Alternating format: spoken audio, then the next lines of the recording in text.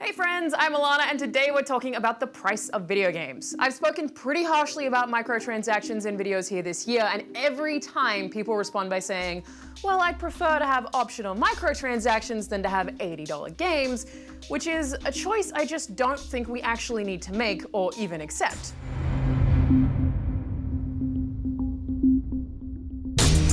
To lay out the argument for you, a lot of people say that games are getting more expensive to make and therefore they should cost more. And development and marketing costs are rising for sure, but people are also buying more games than ever before. 2.2 billion gamers are expected to generate $108.9 billion in revenue by the end of 2017.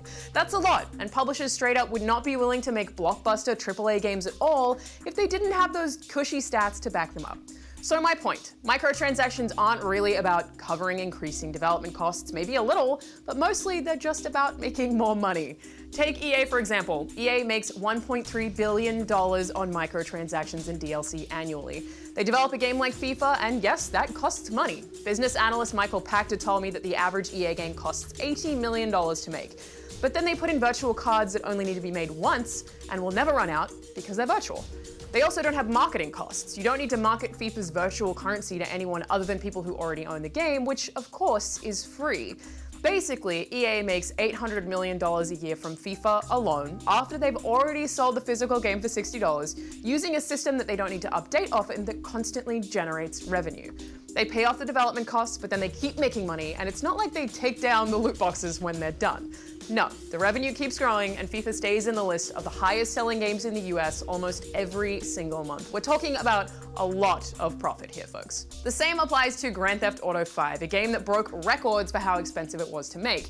Its combined development and marketing spendings are rumored to be around $265 million, but it had already made over $1 billion just 3 days after launch, outselling the entire global music industry. And then it went on to make another $500 million from shark cards in GTA Online, with more people playing this year than ever before. I could keep doling out numbers, but you get the idea, right? My biggest point here is that, yes, games cost a lot of money to make, but microtransactions offer exponential revenue streams long after those initial development costs have already been made back, and as a result, publishers are just getting richer. And yes, that is the purpose of a business. I'm not criticizing publishers for being successful businesses. I want the games industry to thrive. I want publishers to continue investing more money into new games, but I don't believe the industry needs microtransactions. Nor do I believe we need to increase the price of games. And especially in cases like Battlefront 2, I don't think we should roll over and accept any potentially exploitative practices from companies that are, let's be real, incredibly profitable multi-million-dollar corporations.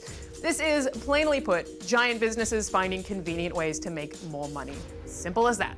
Of course, I'd love to know what you guys think, and you can read a slightly deeper version of this video in the link below.